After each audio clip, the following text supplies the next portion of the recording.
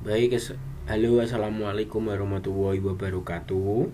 Kembali lagi dalam kelas sosiologi peminatan kelas 12.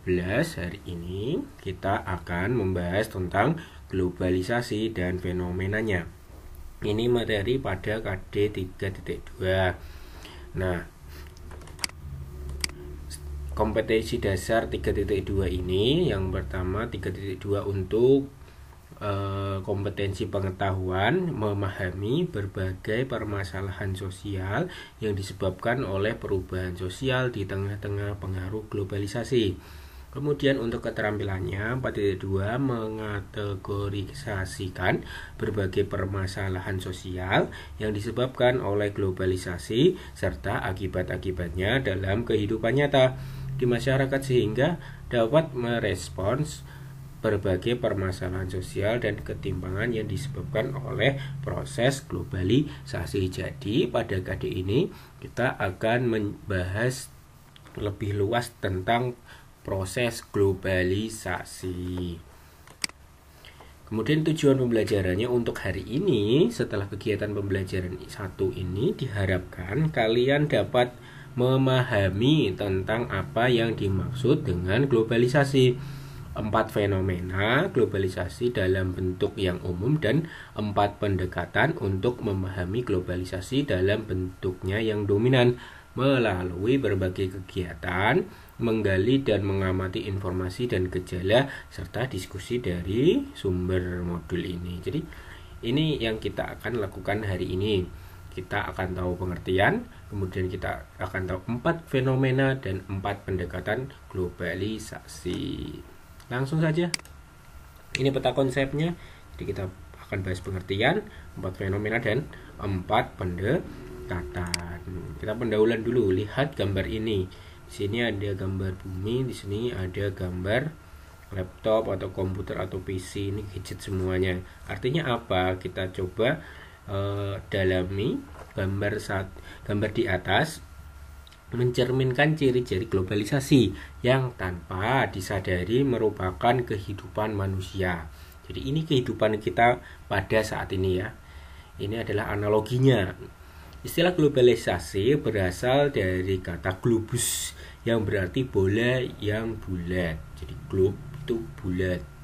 Dari kata globus terbentuklah istilah globe, yaitu model tiruan dunia atau bumi yang memberikan gambaran bentuk yang mendekati sebenarnya, yaitu bulat. Jadi globalisasi tadi ada kata globus, kemudian dari globus bisa menjadi kata globe yang artinya bulat. Artinya apa? Artinya bulat ini akan terhubung dari manapun. Di sini terhubung ke sini, ini terhubung ke sini. Nah, inilah yang dimaksud globalisasi. Apakah seperti itu? Maka kita lihat pengertian dari globalisasi. Ini ya, inilah gambaran manusia di dunia. Mereka bisa terhubung satu sama lain tanpa ada sekat-sekat di dalamnya. Dari kata globe itulah kemudian muncul istilah globalize atau globalisasi yang artinya mendunia. Jadi dari kata globus, globe, dan akhirnya globalize atau globalisasi yang artinya mendunia, bulat kemudian mendunia. Sebagai istilah, globalisasi digunakan untuk menggambarkan semakin intensifnya hubungan sosial di antara individu, kelompok atau masyarakat yang secara geografik masing-masing berada pada tempat-tempat yang saling berjauhan. Nah, inilah yang dimaksud globalisasi. Jadi adanya hubungan sosial, individu yang paling kecil, kemudian kelompok, kemudian yang paling besar masyarakat yang secara geografi mereka terpisah. Yang satu ada di timur, yang satu ada di barat, yang satu ada di selatan, yang satu ada di utara. Tapi mereka bisa saling berinteraksi, mereka bisa saling berkomunikasi walaupun jarak mereka berjauhan. Nah, inilah yang dimaksud globalisasi sekarang ini, tanpa ada halangan. Sekarang semuanya terhubung. Hal ini berhubungan dengan kecenderungan dalam sejarah perkembangan masyarakat dunia setelah tahun 1980-an yang menonjol, yaitu perubahan menuju dunia yang tunggal. Ini yang terjadi tahun 1980-an. Ini perkembangan ini mulai 1980-an dengan ditemukannya berbagai macam alat komunikasi. Ya, karena dunia ini tidak lagi hanya sepetak saja, karena dunia ini luas, maka orang akan ingin berinteraksi dengan manusia lain yang menjadi dasar dari sifat manusia, yaitu makhluknya sosial. Robertson, sebagaimana dikutip oleh Peort Stomka dalam bukunya Sosiologi Perubahan Sosial, mendefinisikan globalisasi sebagai proses yang menghasilkan dunia tunggal. Masyarakat di seluruh dunia menjadi saling bertergantung di hampir semua aspek kehidupan, baik kehidupan politik, ekonomi maupun kebudayaan. Nah, ini menurut Robertson ya. Jadi yang mereka interaksikan apa? Yang mereka interaksikan yang mereka butuhkan dengan manusia lain ya semua sektor kehidupan, baik dari politik, ekonomi maupun budaya, sehingga masyarakat ini semakin tunggal, masyarakat ini semakin mengenal masyarakat lain tanpa kita perlu jauh-jauh ke sana. Ya, itulah yang pengaruh globalisasi sampai sekarang ini.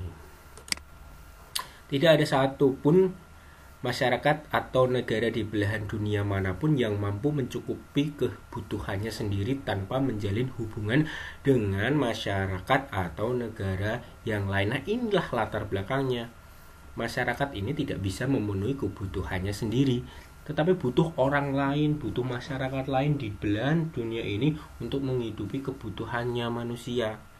Hal ini karena semakin intensifnya komunikasi dan interaksi di antara individu, kelompok atau masyarakat yang melampaui batas-batas wilayah geografi, batas-batas negara maupun kebudayaan, sehingga tempat yang saling berjauhan dapat terhubung. Peristiwa-peristiwa yang terjadi di belahan dunia yang jaraknya dari tempat kita beratus atau bahkan beribu kilometer dapat mempengaruhi keadaan di tempat kita berada. Demikian pula sebaliknya. Jadi kita tidak perlu batas sekarang.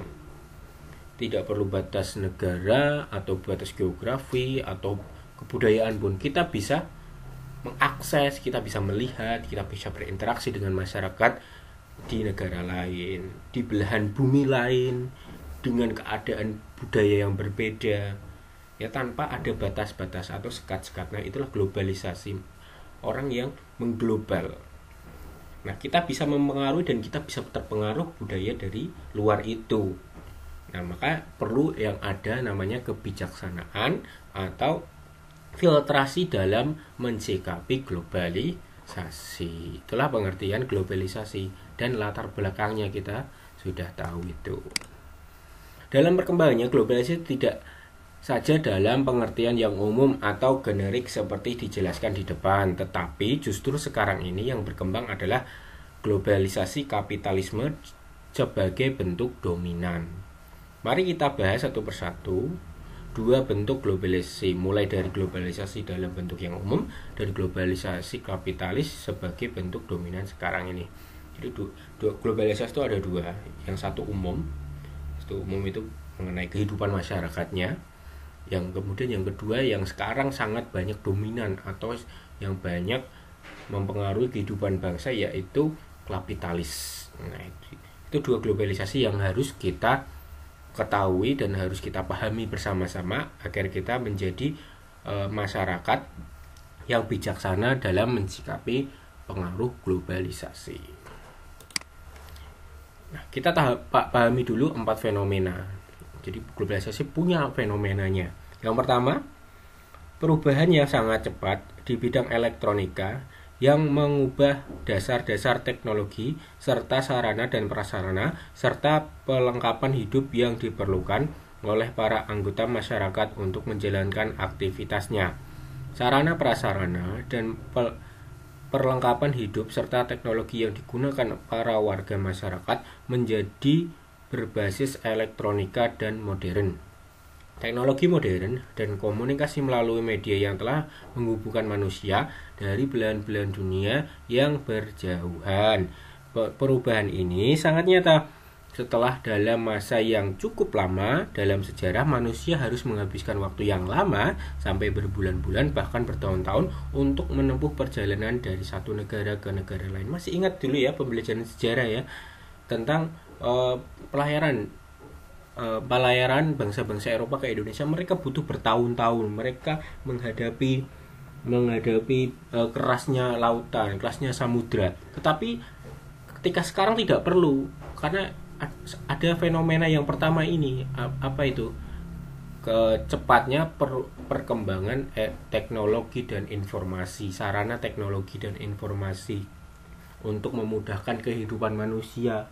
Jadi kita tidak perlu datang ke belahan dunia, kita tidak perlu datang ke Eropa untuk menyaksikan Menara Eiffel.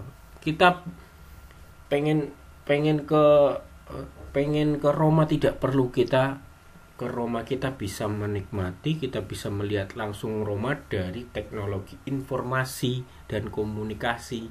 Kita bisa cari itu di internet. Nah, itulah yang menjadi fenomena pertama globalisasi. Sangat cepatnya bidang elektronika yang menjadi dasar-dasar informasi dan teknologi informasi dan komunikasi. Sarana dan prasarannya lengkap. Ada internet, ada HP, ada gadget dan lain sebagainya. Fenomena yang pertama adalah tentang teknologi dan informasi yang mudah diakses sarana dan prasarananya. Perhatikan gambar teknologi informasi dan komunikasi menghubungkan manusia dari seluruh belahan dunia di bawah ini. Jadi ini gambarannya tentang teknologi informasi dan komunikasi. Di sini ada satelit yang membelokkan sinyal gelombang internet, sehingga dari sini kita tahu di sini ini mungkin Eropa mengirimkan sinyalnya, yang sini tahu Indonesia, oh itu gambarnya, dan begitu pula sebaliknya diakses melalui sarana ini teknologi, ada laptop, ada gadget dan lain sebagainya. Nah, ini gambaran teknologi informasi pada fenomena yang pertama. Yang kedua, terjadinya aktivitas ekonomi dan perpindahan orang-orang yang bersifat lintas bangsa atau negara.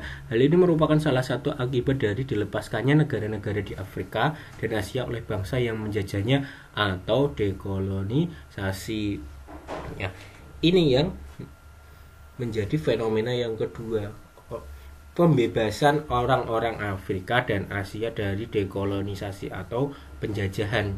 Ketika orang itu bebas, maka mereka bebas melakukan aktivitas segala pun, termasuk di dalamnya kegiatan ekonomi. Mereka sudah tidak dibatasi, oh kamu orang Asia tidak boleh melaksanakan perdagangan di Eropa. Bukan seperti itu, karena kita sudah di zamannya merdeka. Kita sudah di zamannya perdamaian dunia. Orang memiliki hak sama setiap, walaupun itu bangsa Afrika, bangsa Asia, Eropa maupun Amerika. Ya, ini fenomena yang kedua, terlepasnya dari dekolonisasi sehingga bisa melakukan kegiatan ekonomi di berbagai belahan dunia manapun. Kemudian yang ketiga, diciptakannya ruang-ruang pergaulan sosial yang bersifat lintas bangsa atau bersifat transnasional. Fenomena ini juga terkait dengan digunakannya teknologi modern dan komunikasi melalui media elektronik. Jadi sekarang kita kenal dengan media sosial atau medsos. Ada Instagram, ada Facebook, ada apa lagi, dan lain sebagainya. Ada YouTube. Kita tahu yang menggunakan itu tidak hanya manusia Indonesia, tetapi yang menggunakan ada manusia Cina, ada masyarakat Eropa, ada masyarakat Amerika. Ya. Nah, kita tahu dari mana? Dari gadget, dari elektronik. Nah, dari situlah kita secara tidak langsung kita berinteraksi dengan masyarakat di lintas bangsa atau lintas negara. Ya, itulah ruang-ruangnya semakin tidak ada sekat-sekatnya. Kita buka HP, kita tahu statusnya orang Amerika. Kita tahu kegiatannya orang Eropa dan lain sebagainya. Nah, Fenomena yang keempat, terjadinya perubahan-perubahan secara kuantitatif maupun kualitatif mengenai ideologi, nilai-nilai dan norma-norma sosial sehingga dapat diterima oleh hampir semua suku bangsa dan bangsa, sehingga hubungan sosial cenderung bersifat inklusif atau terbuka. Eksklusif ya, seharusnya bukan inklusif ya. Istilah yang sering digunakan untuk menyebut gejala ini adalah perkembangan kosmopolitanisme. Jadi kita secara tidak langsung akhirnya dengan interaksi keempat fenomena tadi, yang keempat ini fenomena adalah perubahan-perubahan. Jadi negara sudah tidak lagi menjadi negara yang tertutup, tidak mau menerima dari kebudayaan lain, tidak mau menerima budaya-budaya yang dari luar. Tetapi sekarang perubahannya berbeda secara kuantitatif dan kualitatif mengenai ideologi, nilai dan norma tadi. Kita hampir tahu sekarang, bisa melihat gaya hidup orang Amerika seperti itu, gaya hidup orang Asia seperti itu, gaya hidup orang Afrika seperti itu. Nah, ini yang dinamakan kosmopolitanisme. Semakin eksklusif kita, semakin kita terbuka dengan budaya-budaya dari luar, nilai-nilai, norma-norma dari luar. Nah, 4 fenomena tersebut merupakan batasan dari globalisasi dalam bentuknya yang umum. Inilah bentuk umum dari globalisasi. Sekarang kita ke 4 pendekatan globalisasi. Bagaimana dengan bentuk globalisasi yang sekarang dominan, yaitu globalisasi kapitalisme. Nah, sekarang kita pelajari bentuk globalisasi yang kapitalisme. Setelah kita tadi tahu bentuk globalisasi yang umum, sekarang kita bahas tentang kapitalisme. Mengenai hal ini terdapat sedikitnya 4 cara atau pendekatan dalam memahami. Yang pertama, pendekatan sistem dunia, kedua, pendekatan budaya global, ketiga, pendekatan masyarakat dan politik global, dan keempat, kapitalisme global. Inilah yang bersifat agak khusus ya, melalui 4 pendekatan. Pendekatan pertama yaitu pendekatan sistem global.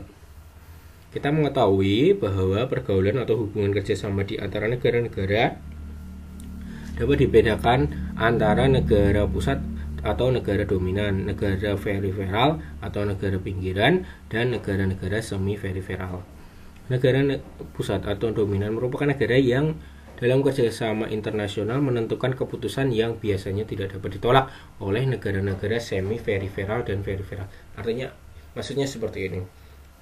Negara ini memiliki dominasi terhadap negara lain. Negara ini negara besar, ya pasti mereka punya sejarah untuk menjajah negara lain, sehingga mereka dapat mengendalikan bekas jajahannya, ya, karena mereka memiliki kekuatan, baik kekuatan sosial, politik, bahkan militer, ya. Mereka bisa mengendalikan negara yang merupakan negara yang dikategorikan periferal atau semi periferal. Periferal dari pinggiran ya.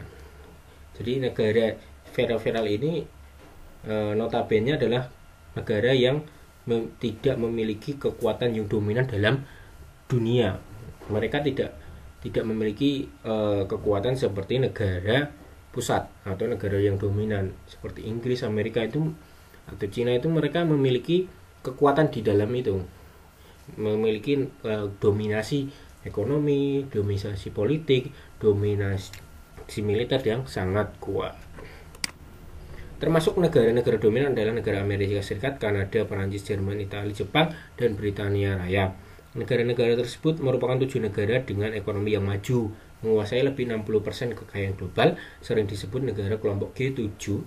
Kelompok G7 ini sering didampingkan dengan negara-negara lain yang sering disebut dengan kelompok G20 yang terdiri atas negara-negara besar dengan kondisi ekonomi dan industri yang berkembang sebagai negara-negara semi-periferal. Di luar itu merupakan negara-negara periferal.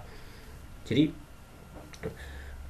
G7, kalian jangan asing dengan istilah ini. G7 itu negara-negara dominan, ya, karena mereka memiliki ekonomi yang maju, 60% kekayaan global.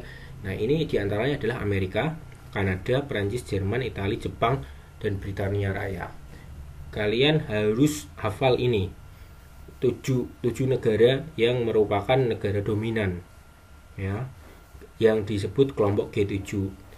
Kemudian ada negara-negara lain yaitu G20 yang terdiri atas negara-negara besar dengan kondisi ekonomi yang berkembang. Di luar itu namanya peripheral, dan G20 ini biasanya tidak akan lepas untuk mengikuti G7, kebijakan G7, apalagi yang negara peripheral. G20 itu semi peripheral, G7 itu negara-negara dominan, ya. Pendekatan kedua yaitu pendekatan budaya global, melihat globalisasi sebagai fenomena penyeragaman budaya yang diciptakan oleh media massa sehingga mengancam budaya atau identitas lokal dan nasional. Berdasarkan data UNESCO, globalisasi yang melanda dunia hingga tahun 2015 telah mematikan beberapa bahasa sekaligus kebudayaan dan kelompok etnis penggunanya. Di Indonesia tercatat setidaknya 14 dari sekitar 127 suku bangsa telah punah. Nah, ini kalau kalian mengenal TikTok deh, sekarang gerakannya kan hampir sama di seluruh dunia, ya kan? Nah, inilah yang akan mengancam atau mematikan identitas lokal atau nasional. Ini di Indonesia saja 14 dari sekitar 127 telah punah. Inilah ketika dampak negatif globalisasi, ya,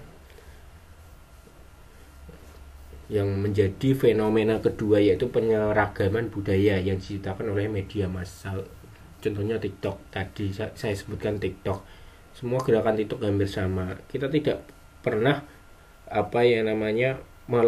melestarikan budaya kita sendiri, sehingga budaya kita ini terpengaruh dengan budaya yang lain, sehingga ini yang menjadi akibatnya, yaitu 14 dari sekitar 127 suku bangsa punah di Indonesia. Marshall M. Logan, seorang ahli media, menyebutkan masyarakat dunia sebagai kampung global dengan pertumbuhan budaya global yang sangat cepat yang ditimbulkan oleh persebaran informasi melalui media massa seperti radio, televisi, dan internet yang mengekspos peristiwa-peristiwa secara nyaris seketika. Apa yang disebarkan oleh media massa sehingga memiliki kekuatan sedemikian besar dalam membentuk budaya global. Itulah persebaran citra atau gambar aliran teknologi, aliran uang, aliran orang, dan aliran ide. Jadi inilah yang menjadikan dunia itu semakin sempit. Masyarakat itu jadi satu kampung. Aliran teknologi, aliran uang, aliran orang, aliran ide itu tidak terbatas sekarang di media massa. Makanya orang bebas mengeluarkan ide apapun, orang bebas mengirim uang apapun, uang kemanapun, orang bebas membuat teknologi apapun, orang bisa pergi kemanapun sekarang tanpa adanya batas dan sekat-sekat. Inilah yang disebut kampung global. Pendekatan yang ketiga, pendekatan masyarakat dan politik global. Pendekatan ini memahamkan masyarakat kita bahwa dalam globalisasi terjadi dominasi politik atau kekuasaan yang masyarakat oleh kekuatan politik global. Kekuasaan dalam masyarakat oleh kekuatan politik global. Jadi suatu negara memang tidak bisa mempengaruhi politik, memang susah, tetapi ada kalanya ketika politik global di negara G7 tadi bergejolak, maka di G20 maupun di semi peripheral dan negara peripheral akan terpengaruh dengan politik tersebut. Contohnya sekarang Taliban di Afghanistan. Memang kecil di situ, negaranya tidak terlalu berpengaruh, tetapi ketika itu bergejolak, maka negara-negara lain akan merespon. Yang ada yang negara yang mendukung, ada negara yang bersiap-siap untuk mencegah dampaknya. Nah, itulah yang dinamakan pendekatan politik di dalam 4 pendekatan globalisasi ini, pendekatan masyarakat dan politik global. Pendekatan keempat, pendekatan kapitalisme global. Pendekatan ini mengantarkan kita untuk memahami bahwa globalisasi berpusat pada perusahaan-perusahaan yang bersifat transnasional atau transnational corporation disingkat TNC, dan multinational corporation atau disingkat MNC.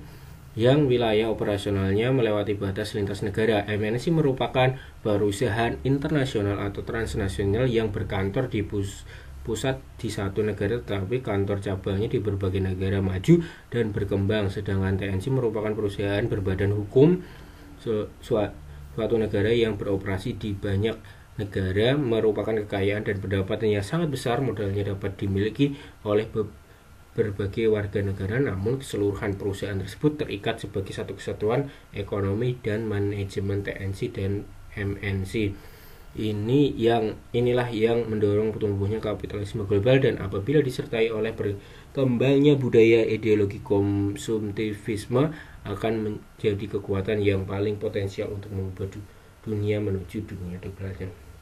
Contohnya apa ini? Contohnya yang TNC tadi merupakan perusahaan berbadan hukum suatu negara yang beroperasi di banyak negara. Kalau MNC merupakan perusahaan internasional. Nah, MNC itu contohnya Google. Google itu perusahaan nasional. Mereka memiliki cabang kantor di hampir di semua negara. Ya. Sedangkan TNC perusahaan yang berbadan hukum, artinya PT. Misalkan ini pabrik yang Tembagapura itu Freeport. Nah, mereka juga aslinya itu perusahaannya di Amerika, miliknya Amerika. Tapi mereka memiliki perusahaan operasinya di berbagai negara. Ya, itu kan. Nah, ketika ini disandingkan dengan ideologi konsumtif masyarakat, maka ini akan menjadi potensi untuk mengubah dunia menjadi tunggal. Artinya apa? Masyarakat akan mengikuti tren tersebut yang menjadi tren dunia. Itulah.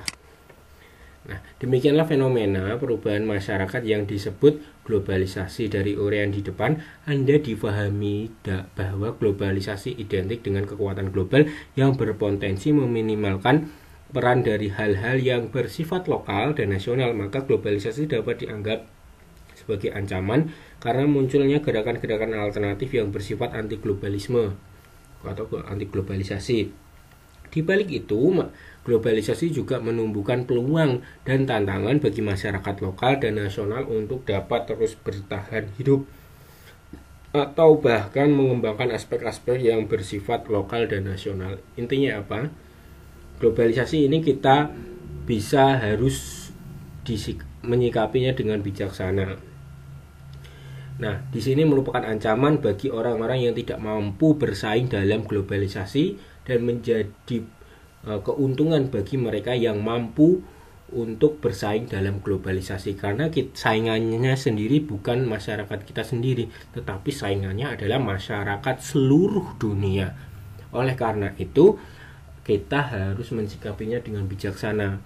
Satu sisi kita tidak boleh terpengaruh begitu saja, satu sisi kita harus berpengaruh untuk mendapatkan keuntungan dari globalisasi. Demikianlah materi yang dapat saya sampaikan. Terima kasih atas perhatiannya. Mohon maaf apabila ada kesalahan. Assalamualaikum warahmatullahi wabarakatuh.